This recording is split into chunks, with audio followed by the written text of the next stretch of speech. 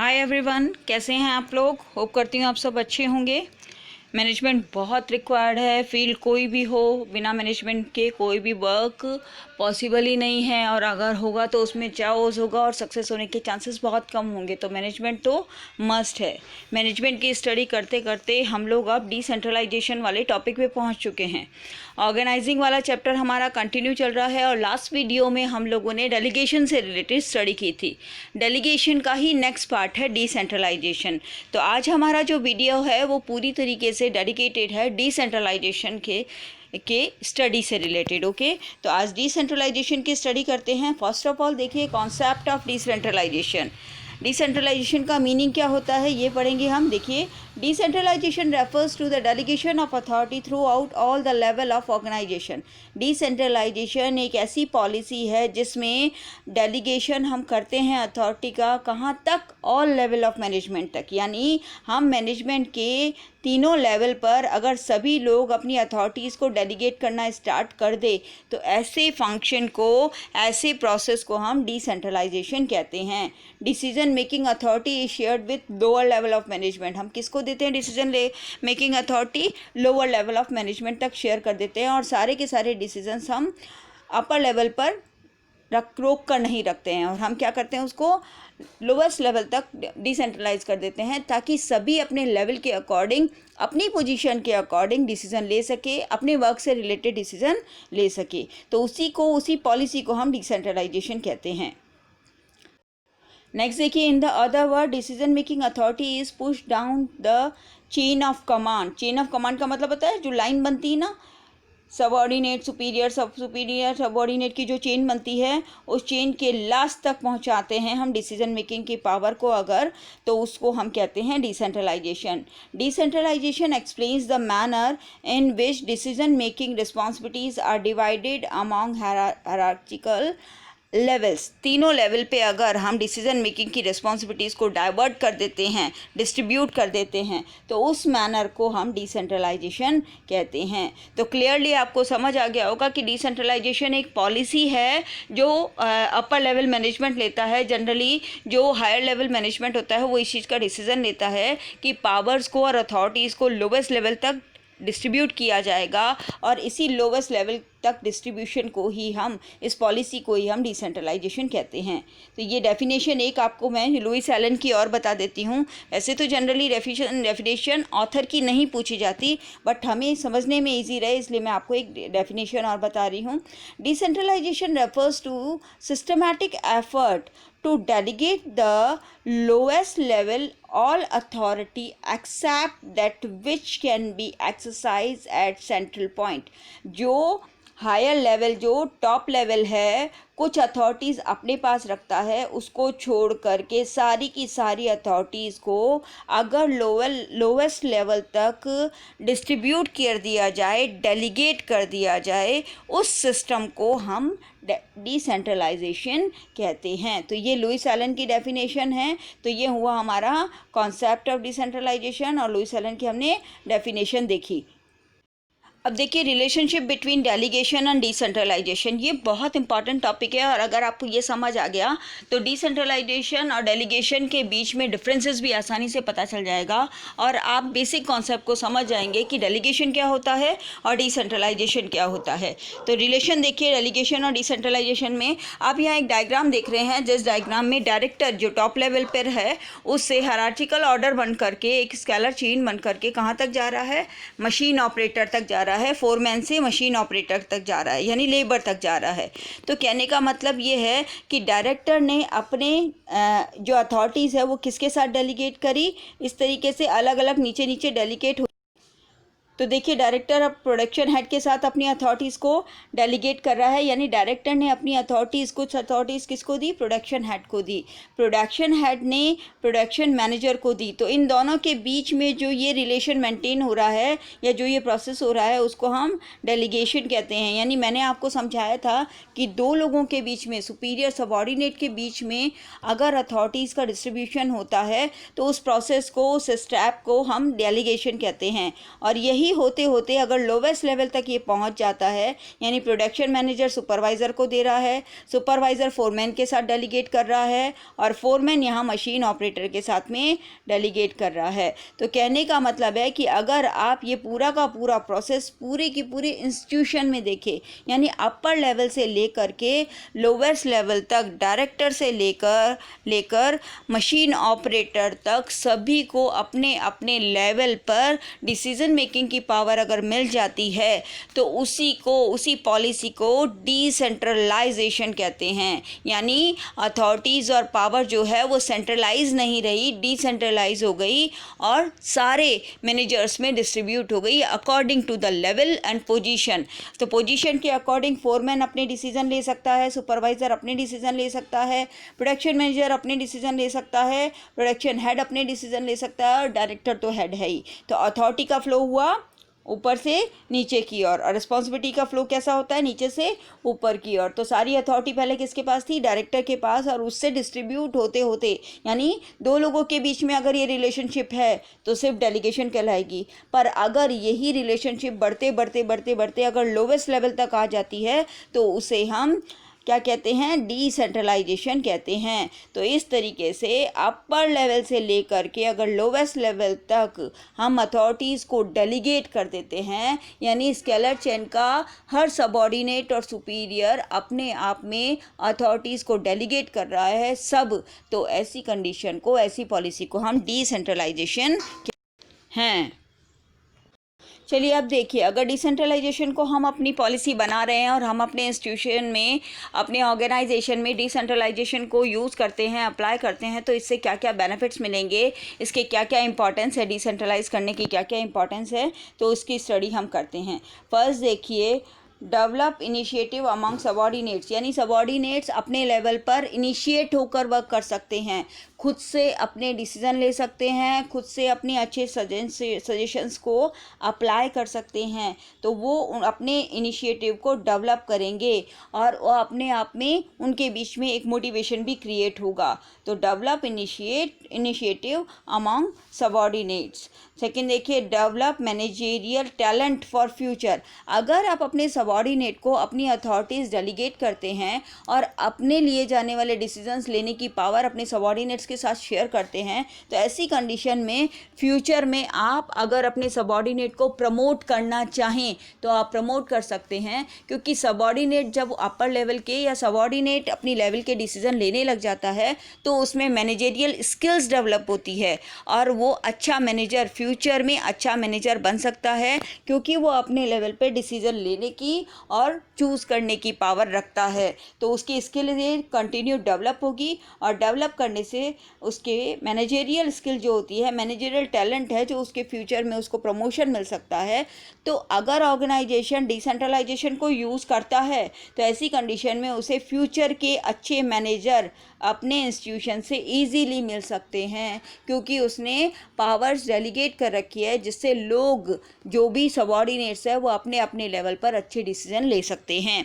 तो फ्यूचर के मैनेजर मिलना भी इजी हो जाता है।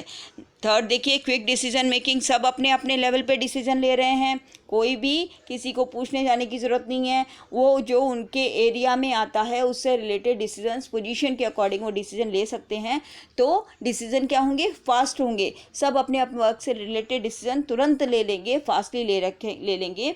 तो क्विक डिसीजन मेकिंग के बेनिफिट्स इंस्टीट्यूशन को मिलेंगे। नेक्स्ट देखिए, relief to top level management. Top level management को डेली मैटर से रिलेटेड डिसीजन लेने की कोई रिक्वायरमेंट नहीं होगी। इससे रिलेटेड डिसीजन सबऑर्डिनेट ऑटोमेटिकली खुद ही ले लेंगे, तो उनको थोड़ा रिलैक्सेशन मिल जाएगा और वो ज़्यादा इम्पॉर्टेंट और स्ट्रेटजी बनाने वाले कामों में अपना टाइम और ज़्यादा लगा सकते हैं, यूज़ कर सकते हैं। और डेली या सबऑर्डिनेट जो डिसीजन ले सकते हैं उनसे रिलेटेड मैटर के लिए उनको टाइम वेस्ट करने की रिक्वायरमेंट नहीं होगी। तो टॉप लेवल का बर्डन थोड़ा सा कम हो जाएगा, जिससे उनको रिलीफ मिलेगा। नेक्स्ट देखिए, फैसिलिटेट्स ग्रोथ। किसी भी इंस्टीट्यूशन की ग्रोथ तभी पॉसिबल है जब वो अपनी अथॉरिटीज़ को दूसरों के साथ में डेलीगेट करता है, क्योंकि कोई भी मैनेजर ऐसा नहीं है जो सारा काम खुद कर ले, तो वो डेलीगेट करेगा।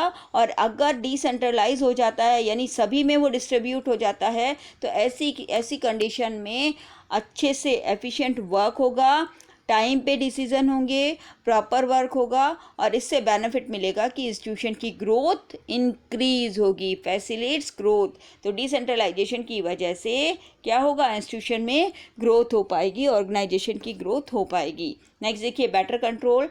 हाँ, अब जो टॉप लेवल मैनेजमेंट है या जो सुपीरियर हैं वो क्या करेंगे, वो सिर्फ कंट्रोलिंग करेंगे, वो जाकर कंट्रोलिंग करने का काम करेंगे कि सबऑर्डिनेट प्रॉपर वर्क कर रहे हैं या नहीं कर रहे हैं, और रिस्पॉन्सिबिलिटी क्रिएट हो जाएगी तो रिस्पॉन्सिबिलिटी को वो चेक करेंगे और उसके लिए आंसर देंगे, तो उनका कंट्रोल और ज़्यादा अच्छा हो जाएगा, क्योंकि अब उन्हें डेली वर्क से रिलेटेड डिसीजन लेने या उन मैटर से रिलेटेड अपना टाइम वेस्ट करने की ज़रूरत नहीं है, और वो बैठकर अपनी स्ट्रेटजी बनाने और प्रॉपर कंट्रोल करने में अपना टाइम यूज़ कर सकते हैं। तो ये इंपॉर्टेंस है डिसेंट्रलाइजेशन की, कि डिसेंट्रलाइजेशन की वजह से ये बेनिफिट्स किसी भी ऑर्गेनाइजेशन को होते हैं।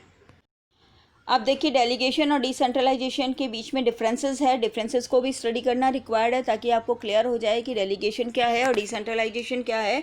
फर्स्ट देखिए nature. Delegation is a compulsory act. Delegation बहुत ज़रूरी है क्योंकि सब काम मैनेजर खुद नहीं कर सकता है, उसे अपने सबऑर्डिनेट से काम करवाने के लिए अपनी अथॉरिटीज़ को डेलीगेट करना ही पड़ेगा, because no individual can perform all the task on his own. Decentralization is an optional policy decision. It is done at discretion of top. ठीक है, ये ऑप्शनल है, ये कंपलसरी नहीं है। हम सब में अथॉरिटीज़ डेलीगेट करें ऐसा ज़रूरी नहीं है, तो इसीलिए डेलीगेशन तो कंपलसरी है बट डिसेंट्रलाइजेशन ऑप्शनल है। आप ध्यान रखेंगे, बिना दो लोगों के बीच में, सुपीरियर सबऑर्डिनेट के बीच में जब तक डेलीगेशन नहीं होगा, सुपीरियर सबऑर्डिनेट से वर्क नहीं करा सकता। पर सभी इस चीज़ को करे ऐसा कंपलसरी नहीं है। तो डिसेंट्रलाइजेशन क्या है, ऑप्शनल पॉलिसी है, और डेलीगेशन क्या है, कंपलसरी है। अगर आपको दूसरों से वर्क करवाना है तो डेलीगेशन करना ही पड़ेगा, पर ये आपकी इच्छा पर निर्भर करता है, आपके इंस्टीट्यूशन की पॉलिसी पे निर्भर करता है कि आप डिसेंट्रलाइज करना चाहते हैं या नहीं चाहते हैं। सेकेंड देखिए सिग्निफिकेंस, पर्पस क्या है डेलीगेशन का। देखिए to reduce the burden of the manager, manager के बर्डन को कम करना। डिसेंट्रलाइजेशन में देखिए to increase the role of subordinate in the organization by giving them more authority. Delegation तो मैनेजर के बर्डन को कम करता है, और डिसेंट्रलाइजेशन अपने सबऑर्डिनेट्स की पावर को इंक्रीज करता है कि वो और ज़्यादा ऑटोनॉमी हो करके डिसीजन ले सकते हैं। अपने ऑटोनॉमी का मतलब हो गया खुद से डिसीजन ले सकते हैं, उन्हें बार बार टॉप लेवल को पूछने जाने की ज़रूरत नहीं है किसी भी वर्क से रिलेटेड डिसीजन लेने के लिए, तो उनको और ज़्यादा ऑटोनॉमी मिलती है, इससे और ज़्यादा फ्रीशिप मिलती है, तो वो फ्रीशिप होकर आराम से वर्क कर सकते हैं। नेक्स्ट देखिए स्कोप। स्कोप में क्या है, it has narrow scope as it limited to the superior head and his her immediate subordinate, क्योंकि ये सिर्फ दो लोगों के बीच के रिलेशनशिप को बताता है, कौन, सुपीरियर और उसके जस्ट नीचे वाला सबऑर्डिनेट। ठीक है, तो इसकी जो स्कोप है वो लिमिटेड है, और डिसेंट्रलाइजेशन का स्कोप वाइड है। क्यों, scope as it implies extension of delegation to the lowest level of manager, क्योंकि ये एक्सटेंशन है, लोवेस्ट लेवल तक एक्सटेंशन है किसी भी अथॉरिटीज़ को डेलीगेट करने का। तो जो स्कोप है वो डेलीगेशन का नैरो है और इसका ब्रॉड है। नेक्स्ट देखिए fourth, freedom of action. Freedom of action का मतलब काम करने की कितनी आज़ादी मिलेगी डेलीगेशन में, more control by superior, hence less freedom to take own decision. इसमें कंट्रोल रहेगा। एक सुपीरियर अगर सबऑर्डिनेट के साथ अपनी अथॉरिटीज़ को डेलीगेट करता है तो उसके बावजूद भी वो उस पर वॉच रखता है और वो डिसीजन लेते वक्त पूरा ध्यान रखता है। तो ऐसी कंडीशन में डेलीगेशन में फ्रीडम कम होती है, पर decentralization less control over executives hence greater freedom of action. इसमें फ्रीडम ऑफ एक्शन ज़्यादा होता है और अपने लेवल पे अपनी पोजीशन के अकॉर्डिंग वो डिसीजन ले सकता है, अपनी पोजीशन के अकॉर्डिंग उसके पास डिसीजन मेकिंग की पावर फुल होती है। तो इसमें फ्रीडम ऑफ एक्शन ज़्यादा होता है, वो अपनी क्रिएटिविटी को यूज़ कर सकता है, अपने आप पर होकर डिसीजन ले सकता है। पर यहाँ सुपीरियर डेलीगेट करने के बावजूद भी पूरा कंट्रोल रखता है सबऑर्डिनेट पे, इसीलिए यहाँ पे फ्रीडम कम होती है। नेक्स्ट देखिए स्टेटस। स्टेटस क्या है, पोजीशन क्या है, ये देखिए it is a process followed by share task. ये किसके थ्रू, जब टास्क देते हैं हम किसी को, यानी स्टेटस का मतलब हुआ कैसे क्रिएट होती है वो, जब ये प्रोसेस है, जब हम किसी के साथ अपनी टास्क को शेयर करते हैं, टास्क को शेयर करते ही डेलीगेशन हो जाता है। और ये डिसेंट्रलाइजेशन देखिए, it is the result of policy decision of the top management. Delegation तो होता है टास्क को शेयर करने से, और डिसेंट्रलाइजेशन होता है जब टॉप लेवल इसका डिसीजन लेता है। यानी अगर टॉप लेवल ने डिसेंट्रलाइजेशन का डिसीजन लिया है तो सभी को पावर्स डेलीगेट हो जाएगी। तो स्टेटस क्या हुआ कि डेलीगेशन कब तब बनता है जब टास्क को शेयर करते हैं, और डिसेंट्रलाइजेशन कब बनता है जब इस डिसेंट्रलाइजेशन की पॉलिसी को टॉप लेवल अडॉप्ट करता है। Withdrawal of authority, withdrawal of authority का मतलब जो पावर डेलीगेट की है क्या वो वापस ली जा सकती है। तो विड्रॉल ऑफ अथॉरिटी का मीनिंग होता है, डेलीगेशन में देखिए, authority delegated to subordinate can be taken back and redelegated to another person. Delegation में दी हुई अथॉरिटी को वापस लिया जा सकता है और किसी को, अनदर पर्सन को, अनदर सबऑर्डिनेट को भी दिया जा सकता है।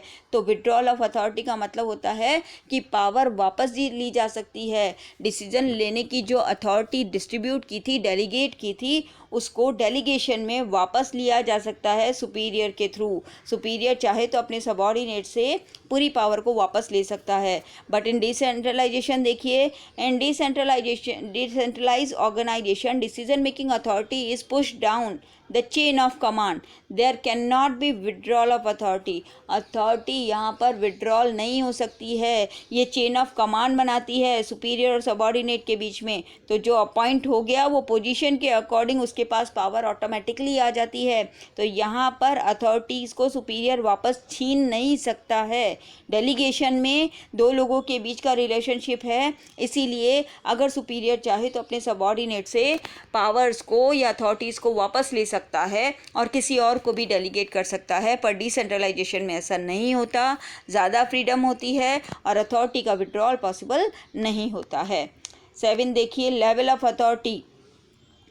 Maximum authority is retained eight top level. Delegation में सबसे ज़्यादा अथॉरिटी कहाँ पर होती है, टॉप लेवल पर होती है। सबसे ज़्यादा पावर और सबसे ज़्यादा अथॉरिटीज़ किसके पास होती है, टॉप लेवल पर होती है।